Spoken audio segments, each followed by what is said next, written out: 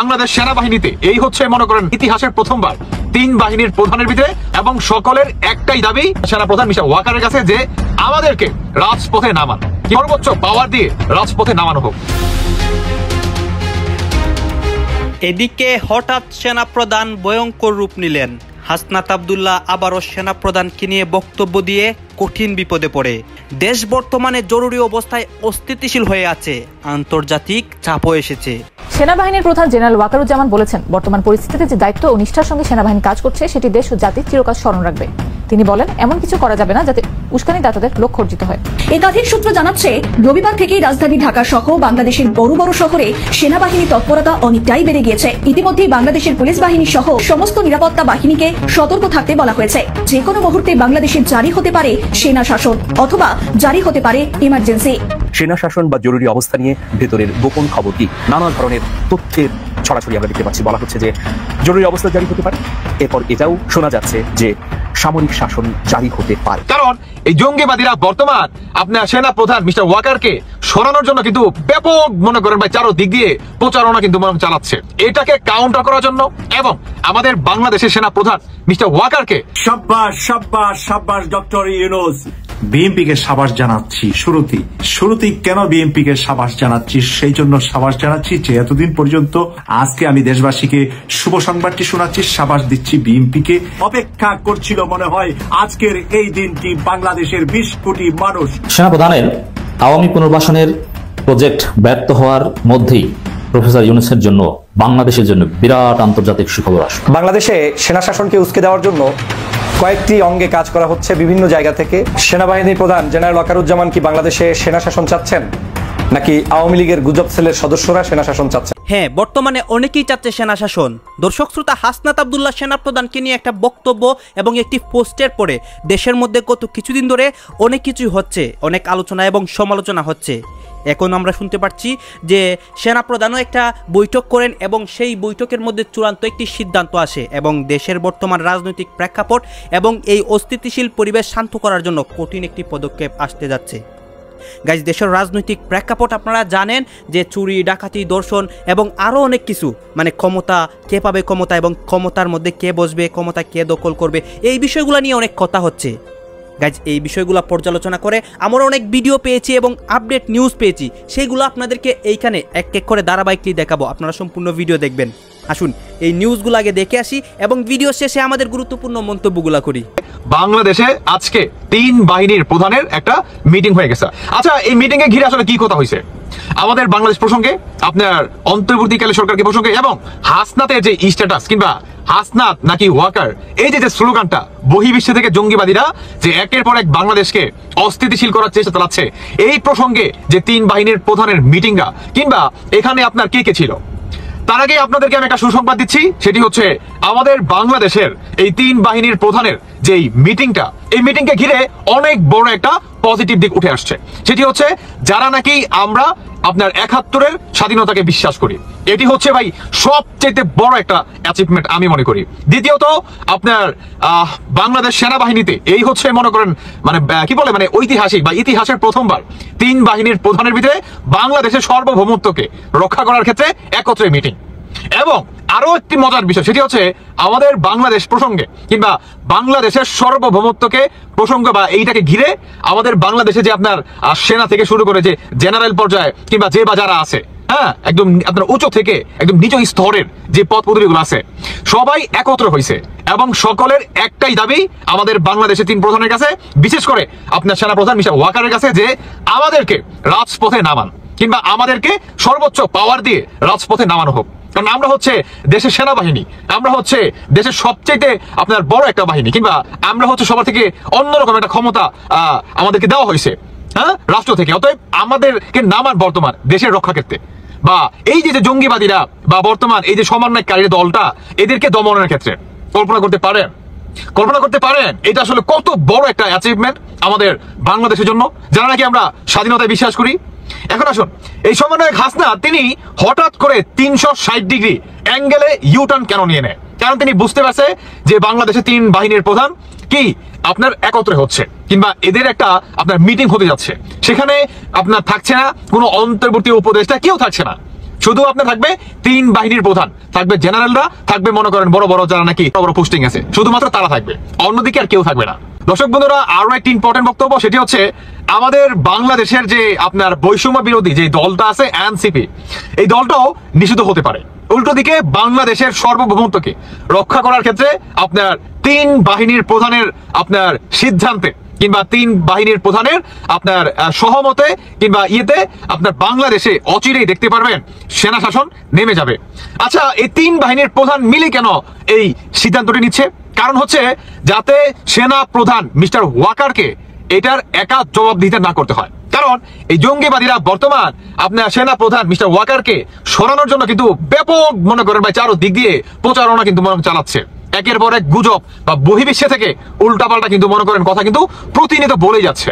এটাকে কাউন্টার করার জন্য এবং আমাদের বাংলাদেশের সেনা প্রধান মিস্টার ওয়াকারকে মানে তাকে যাতে একা সম্পূর্ণ দায়ভার বহন না করতে হয়, বা 3 বাহিনীর প্রধান যদি এটা যদি মিলে যদি আপনার সিদ্ধান্ত নেয়, তাহলে কি বিষয়টা শুধু সেনা প্রধানের দিকে কি সীমাবদ্ধ থাকবে না, তখন 3 বাহিনীর প্রধানের উপরে চলে আসবে।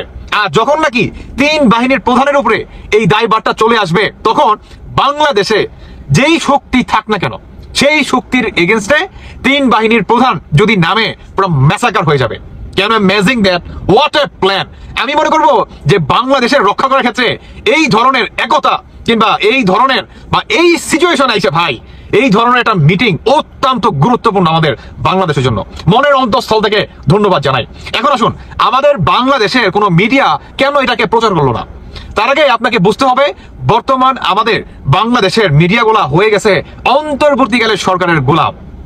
আমাদের মিডিয়াদের নিয়ে একটা দুঃখ লাগে, মানে যেই সরকারি আসুক না কেন সেই সরকারের পাওয়া চাটা গোলাম হয়ে যায়। রাষ্ট্রের হয়ে আজ পর্যন্ত কোন একটা মিডিয়াকে দেখলাম না। এটা হচ্ছে সবচেয়ে দুঃখজনক একটা বিষয়। আশা করবো যে মিডিয়া বা বাংলাদেশের যে গণমাধ্যমগুলো আছে, আপনারা ভাই কোনো নির্ধারিত সরকারের হয়ে কাজ করবেন না, প্লিজ আপনারা বাংলাদেশের বা রাষ্ট্রের হয়ে কাজ করেন। সেনাপ্রধানকে নিয়ে এনসিপি নেতা হাসনাত আব্দুল্লাহর পোস্টের পর থেকে গোটা দেশে অস্থিতিশীল পরিস্থিতি বিরাজ করছে। নানান দিক থেকে একের পর এক নানান তথ্য এসে মানুষের মনে ভীতি সৃষ্টি করছে। এবার চারিদিকে ছড়িয়ে পড়েছে যে কোনো সময় দেশে জরুরি অবস্থা জারি করতে পারে সেনাবাহিনী। দীর্ঘদিন পর ঘোষণা করা হতে পারে কারফিউয়েরও। এমনকি ডক্টর ইউনূসের হাত থেকে সেনারা ক্ষমতা কেড়ে নিতে পারেন বলেও গুঞ্জন রটেছে। সব মিলিয়ে দেশে হচ্ছেটা কি আসলে, কি ঘটছে সেনানিবাসে? আইনশৃঙ্খলা স্বাভাবিক রাখতে রাজধানীর সর্বত্র পুলিশের চলমান তৎপরতা তদারকি করা হচ্ছে। আসন্ন ঈদের ছুটির সময়ও দেশের নিরাপত্তায় বিঘ্ন ঘটবে না। তারপরে সামনে এসেছে সেনানিবাসের ভেতরের ঘটনা। তাতে খুশি হবার মতো কিছু তথ্য জানা গেছে। গতরাতে সেখানে যা ঘটেছে তার একটি কপি সাংবাদিক ইলিয়াস হোসেনকে পাঠিয়েছেন সেখানে উপস্থিত একজন অফিসার। তাতে তিনি সেনাপ্রধানের 12টি বক্তব্য তুলে ধরেছেন। চলুন একে একে সেগুলো জেনে নেওয়া যাক। 1.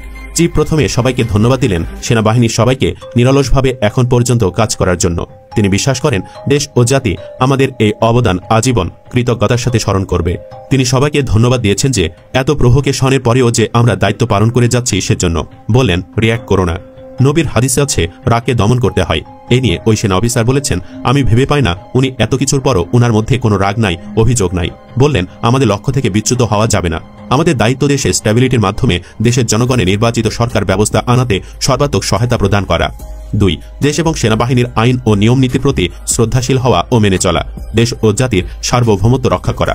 বললেন, মনে রাখবা এটা করতে পারাই আমাদের বিজয়, আর এই কাজ করবা সততা, পরিশ্রম, প্রত্যয় ও সহনশীলতার সাথে। 3. চিফ বললেন, কোন প্রকার প্রভোকেশনে রিয়্যাক্ট করো না। আমার সৈনিকদেরও বলবে এই কথা, প্রজ্ঞা দিয়ে কাজ করো। দেশ ও জাতি আমাদের কাছে অনেক কিছু প্রত্যাশা করে, আর সেটা রক্ষা করা আমাদের পবিত্র দায়িত্ব। উক্ত অফিসার জানান, আমি জানি না এত সহনশীলতা উনি কোথা থেকে পান। 4. ইউএনওর সেক্রেটারি জেনারেল সেনাপ্রধানের সাথে সাক্ষাতে ইউএন মিশনে বাংলাদেশ সেনাবাহিনীর অবদানের জন্য ভূয়সী প্রশংসা সহ ধন্যবাদ জানিয়েছেন। একই সাথে 5 আগস্ট 2024-এ দেশের সার্বিক পরিস্থিতি নিয়ন্ত্রণে সেনাবাহিনীর অনন্য ও পেশাদারী ভূমিকার প্রশংসাও করেন। 5. সেনাপ্রধান বলেন, অস্থিতিশীল কোনো পরিস্থিতি দেশের জন্য মঙ্গল বয়ে আনবে না। আমাদের মনে রাখতে হবে গণতন্ত্রই আমাদের শেষ ভরসা, আর এই গণতন্ত্রে যিনি নেতা নির্বাচিত হবেন তিনি এই দেশের জন্যই কাজ করবেন। আমাদের সবাইকে দল, মত, ধর্ম, বর্ণ ও পেশাভেদে একসাথে কাঁধে কাঁধ মিলিয়ে কাজ করে দেশকে এগিয়ে নিয়ে যেতে হবে। এ নিয়ে উক্ত সেনা অফিসারের মন্তব্য, আমি ভেবে অবাক হই বাহিরে সবাই উনাকে কি ভাবেন আর উনি আসলে কি। 6. এরপর চিফ বললেন সেনাবাহিনীর মধ্যে একতা নিয়ে। অফিসার জানান আমরা সবচেয়ে আবেগ আপ্লুত হয়েছি এখানে এসেই। তিনি বললেন তোমরা সবাই এক থেকো, মনে রাখবা আমরা যদি এক থাকি আমাদের ক্ষতি কেউ করতে পারবে না, আর আমাদের ক্ষতি যদি কেউ না করতে পারে তাহলে এই দেশ ও জনগণের ক্ষতিও কেউ করতে পারবে না।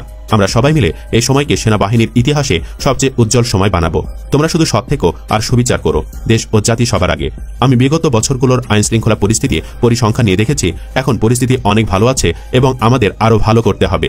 যদিও আইন শৃঙ্খলা পরিস্থিতি নিয়ে সাইকোলজিক্যাল ইস্যু আমাদের জনগণকে মাঝে মাঝে আতঙ্কিত করে, এটাকে ম্যানেজ করাও আমাদের দায়িত্ব। 7 এরপর সেনাপ্রধান সবাইকে বললেন তোমরা কোনো কাজে যাওয়ার আগে জেনে বুঝে নেবে কি করতে যাচ্ছ, ঠিক না ভুল, এক ডিসিশিভ, যেখানে যাবা কাজ করবে। 8 চিফ বলেন আমরা আহত ছাত্রদের সাপোর্ট করছি, তাদেরকে আমরা সারা দেশের সকল CMH-এ বিনামূল্যে চিকিৎসা ও ঔষধ সহ আর্থিক সহায়তা করেছি। খুব শীঘ্রই 72 জনকে বড় অঙ্কের আর্থিক সহায়তা করব। আমরা পরবর্তীতে দেখলাম কোনো কিছুই ঘটেনি, তবে একটা ঘটনা ঘটেছে, সেটা ঘটেছে ক্যান্টনমেন্টের ভিতরে। এবং এই খবরটা কোথাও এখন পর্যন্ত কেউ, কোনো ইউটিউবাররা বা যারা এই রাজনৈতিক বিশ্লেষক, তারা কেউই দিতে পারেননি। ইলিয়াস হোসেন সাহেব অত্যন্ত শ্রদ্ধেয় একজন সাংবাদিক এবং অনুসন্ধানী সাংবাদিক, যা বলেন প্রমাণ দিয়ে কথা বলেন। ওনার একটা ফেসবুক পোস্ট এসছে এখন থেকে 6 ঘন্টা আগে, মানে আমি যখন করছি তার থেকে 6 ঘন্টা আগে। আপনারা জানেন ইলিয়াস হোসেন এবং পিনাকি ভট্টাচার্য তারা দেশের বাইরে থাকে, তারা যে নিউজগুলো দেয় তারা একদম প্রমাণ সাপেক্ষেই দেয়। এর জন্য প্রচুর দর্শক আছে, প্রচুর মানুষ আছে, তাদেরকে বিশ্বাস করে, আমরাও করি।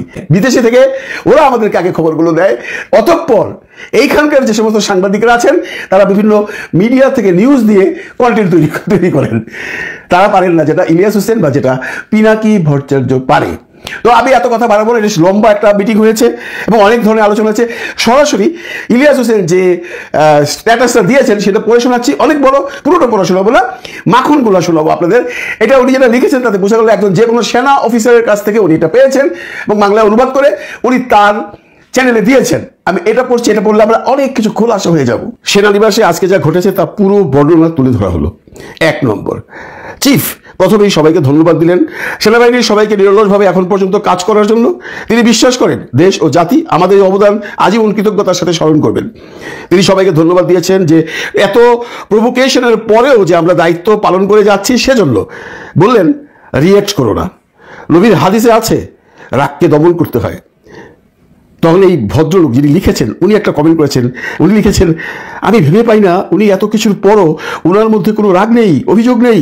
বললেন আমাদের লক্ষ্য থেকে বিচ্যুত হওয়া যাবে না, আমাদের দায়িত্ব দেশে স্ট্যাবিলিটির মাধ্যমেই দেশে জনগণের নির্বাচিত সরকার ব্যবস্থা আনাতে সর্বাত্মক সহায়তা প্রদান করা। এর মানে এই নয় যিনি কালকে নির্বাচন চাচ্ছেন।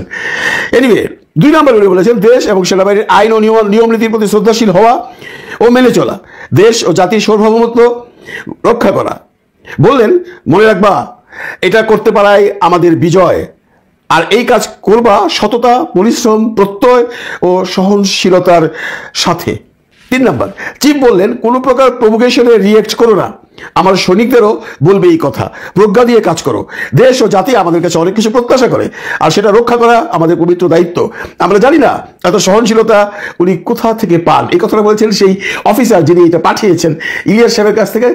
ওনার নাম দেয়নি, উনি প্রতিটা কমেন্টের পরে একটা করে মন্তব্য করেছেন।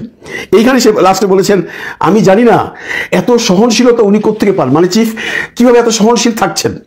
নাম্বার 4, ইউএন সেক্রেটারি জেনারেল সেনাপ্রধানের সাথে সাক্ষাতে ইউএন মিশনে বাংলাদেশ সেনাবাহিনীর অবদানের জন্য ভূয়সী প্রশংসা সহ ধন্যবাদ জানিয়েছেন। একই সাথে 5ই আগস্ট 2024 দেশের সার্বিক পরিস্থিতি নিয়ন্ত্রণে সেনাবাহিনীর অন্যান্য ও পেশাদারী ভূমিকায় তাদেরও প্রশংসা করেছেন। নাম্বার 5, সেনাপ্রধান বলেন অস্থিতিশীল কোনো পরিস্থিতি দেশের জন্য মঙ্গল বয়ে আনবে না। আমাদের মনে রাখতে হবে গণতন্ত্রই আমাদের শেষ ভরসা, আর এই গণতন্ত্রে যিনি নির্বাচিত হবেন তিনি এই দেশের জন্যই কাজ করবেন। আমাদের সবাইকে দল, মত, ধর্ম, বর্ণ ও পেশা ভেদে একসাথে কাঁধে কাঁধ মিলিয়ে কাজ করে দেশকে এগিয়ে নিয়ে যেতে হবে। ভদ্রলোক কমেন্ট করেছেন, যে অফিসার লিখে পাঠিয়েছেন, আমি ভেবে অবাক হই বাইরের সবাই ওনাকে কি ভাবেন আর উনি আসলে কি। নাম্বার 6 এসে ভদ্রলোক বলছেন, এরপর চিফ বললেন সেনাবাহিনীর মধ্যে একতা নিয়ে, আর তখন উনি বলছেন যে আর সবচেয়ে আবেগ আপ্লুত হয়েছে আমি এই জায়গায় এসে। কি কোন জায়গায়? সেনাবাহিনী যখন বললেন, সেনাপ্রধান যখন বললেন তোমরা সবাই এক থেকো, মনে রাখবা আমরা যদি এক থাকি আমাদের ক্ষতি কেউ করতে পারবে না, আর আমাদের ক্ষতি যদি কেউ করতে না পারে তাহলে এই দেশ ও জনগণের ক্ষতিও কেউ করতে পারবে না। আমরা সবাই মিলে এই সময়কে সেনাবাহিনীর ইতিহাসে সবচেয়ে উজ্জ্বল সময় যা বানাবো। তোমরা শুধু সৎ থেকো আর সুবিচার করো, দেশ ও জাতি সবার আগে। আমি বিগত বছরগুলোর আইন শৃঙ্খলা পরিস্থিতি পরিসংখ্যান নিয়ে দেখেছি এখন পরিস্থিতি অনেক ভালো আছে এবং আমাদের আরো ভালো করতে হবে। যদিও আইন শৃঙ্খলা পরিস্থিতি নিয়ে সাইকোলজিক্যাল ইস্যু আমাদের জনগণকে মাঝে মধ্যেই আতঙ্কিত করে, এটাকে ম্যানেজ করাও আমাদের দায়িত্ব। এবার ওই ভদ্রলোক লিখেছেন, হাই সেলুকাস, বাইরের মানুষ ওনাকে কি নিয়ে ভাবেন আর আমরা কি দেখি, বিশ্বাস করুন এক বিন্দুও বাড়িয়ে বলছি না। এই শেষ কথাটা কিন্তু যে ভদ্রলোক লিখেছেন এই ভাষণটা, যিনি পাঠিয়েছেন ইলিয়াস সাহেবের কাছে, উনার কথা। তো এটা পড়ে আমরা কি বুঝলাম, এটা শুনে আমরা কি বুঝলাম, এর মধ্যে অনেক হিসাব কিতাব আছে। যারা চালাক, যারা স্মার্ট, যারা বুদ্ধিমান, তারা হিসাব মিলিয়ে নেবেন। পারলে কমেন্টে জানাবেন আপনি কি বুঝছেন। বাংলাদেশকে নিয়ে ভারত নানা সময় নানা ষড়যন্ত্র করে আসছে। এই মুহূর্তে সবচাইতে বেশি ষড়যন্ত্রের ডালপালা বাংলাদেশে ছড়িয়ে দিচ্ছে ভারত এবং ভারতীয় গোয়েন্দা সংস্থা র। কেন বাংলাদেশে এই মুহূর্তে আপনারা তো দেখলেন এখানে কি কথা হচ্ছে, অনেকে কিন্তু অনেক কথা বলতেছে, অনেকে আলোচনা করতেছে, অনেকে সমালোচনা করতেছে দেশের বিভিন্ন অবস্থা এবং দেশের বিভিন্ন ভয়ঙ্কর পরিস্থিতি নিয়ে অনেকে অনেক কথা বলে। গাইস, দেশের রাজনৈতিক প্রেক্ষাপট কিন্তু অনেক অস্থিতিশীল এবং দেশের রাজনৈতিক কোন দিকে যাচ্ছে এ নিয়ে অনেকে অনেক বক্তব্য দিচ্ছে। অন্যদিকে সেনাপ্রধান এবং একটা সেনা শাসন নিয়ে অনেক কথা হচ্ছে। এইগুলা বিষয় নিয়ে অনেকে অনেক বক্তব্য দিচ্ছে, অনেকে অনেক কথা বলছে। এইসবই আপনাদেরকে দেখিয়েছি এবং তাদের মধ্যে কি কি কথা হচ্ছে এইসবও দেখিয়েছি। দর্শক শ্রোতা, এতক্ষণ আপনাদেরকে যা কিছু দেখিয়েছি সব কিছু কিন্তু আমরা সোশ্যাল মিডিয়া থেকে সংগ্রহ করেছি। এখানে আমাদের নিজস্ব কোনো মন্তব্য নেই বা নিজস্ব কোনো সিদ্ধান্ত নেই। এইসব দিকে আপনাদের কি মনে হচ্ছে এবং আপনাদের মন্তব্য অবশ্যই আপনারা কমেন্ট বক্সে লিখে যাবেন। এবং আপনাদের কাছে আমাদের একটা ছোট্ট রিকোয়েস্ট থাকবে, আপনারা যদি আমাদের চ্যানেলের নতুন দর্শক হয়ে থাকেন চ্যানেলটি সাবস্ক্রাইব করবেন এবং আগে থেকেই যারা সাবস্ক্রাইব করে রেখেছেন তাদেরকে আমাদের পক্ষ থেকে অসংখ্য ধন্যবাদ।